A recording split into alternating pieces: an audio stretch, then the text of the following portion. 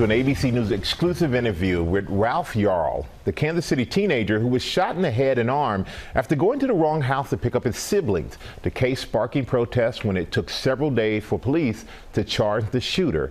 And Robin, you had a chance to sit down with the young man. I did, Michael. I recently traveled to Kansas City to meet with Ralph and his mother Cleo, sharing their accounts of that fateful day and their hopes for the future. This morning, 17-year-old Ralph Yarl is sharing his story for the first time about the night that changed his life when he thought he was picking up his 11-year-old twin brothers from a friend's house. When you go back to April 13th, tell me what happened when you go to that address. Well, I go into the driveway, I walk up the steps, I ring the doorbell. I see 3 different cameras, like one looking at the driveway, one on the porch. As far as I know, I didn't know their family at all. Like, I had never even seen their friends or their parents before, so maybe this is their house. Ralph mistakenly going to Northeast 115th Street instead of getting his siblings from Northeast 115th Terrace, 1 block away. I actually wait a long time. I'm just on the porch. So then I hear the door open. I see this old man, and I'm assuming, oh, this must be like their grandpa. And then he pulls out his gun, and I'm like, whoa. So I like back up. He points it at me. So I kind of like brace, and I turn my head. Before that, I'm thinking, there's no way he's actually gonna shoot, right? The door is even open. He's gonna shoot through his glass door, and glass is gonna get everywhere. Then it happened, and then I'm on the ground. I fall on the glass, the shattered glass, and then before I know it, I'm running away, shouting, help me, help me. Ralph says he ran to multiple homes until someone answered his plea for help. I was bleeding from my head. I was like, how is this possible? Like, I've been shot in the head. Had you ever seen that man before? Never. Were there any words that were exchanged before he shot you?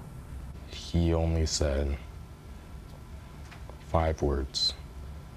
Don't come here ever again. His mom, Cleo, concerned when her son never returned back home. I was worried already that maybe he had gotten a flat tire or something. And then we got a call from a strange number, and it was the police stating that they had him. What were the doctors initially telling you, Cleo? Oh, they didn't have to tell me anything. I'm a healthcare worker. He was partially alert when we got there, but it wasn't a pleasant sight. It was traumatizing. Shot twice, once in the head and arm, by 84-year-old Andrew Lester. In the aftermath, protests sweeping the streets of Kansas City after it took 4 days for police to file first-degree assault charges. Justice for Ralph! The shooter remains out on bond, telling investigators he thought Ralph was a burglar and that he was scared to death when the teen came to his door. Lester, who has entered a not guilty plea, shooting twice within seconds of opening the home's main door, saying he was protecting himself. Lester's attorney telling GMA in part that the court prohibits him from discussing the case, but that he's looking forward to the upcoming preliminary hearing. The Yarl family lawyer, Lee Merritt, calling for an investigation into the case as a hate crime. What are your concerns of the legal process going forward? Unfortunately, race is a major factor in who gets justice and who doesn't. And in cases where there's a white man and a black child, I've seen over and over again the criminal justice system contort itself out of shape to find a way to justify the shooting. And that is a concern for me here. Miraculously, 10 weeks later, Ralph's made a full physical recovery, but the mental and emotional trauma still lingers. There are a lot of things that are going on inside my head aren't normal. I've been having headaches, trouble with sleep, and sometimes my mind is just foggy. Like, I can't concentrate on the things that would be easy for me to do. You're looking at a kid that took the SAT when he was in the 8th grade. And now, his brain is slowed. So physically he looks fine, but there is a lot that has been taken from him. What do you want people to know about you, Ralph? I'm just a kid. I'm not larger than life because this happened to me. I'm just gonna keep doing all the stuff that makes me happy and just living my life the best I can, not let this bother me. As a passionate band kid, playing his clarinet brings Ralph the most joy. You gonna play a little something for us? That love for music helping uplift him during the difficult days. Bravo! Bravo! Oh my! Wow. What was the name of that piece? Deepwood. Son, you can play. Ralph dreams of pursuing a career in chemical engineering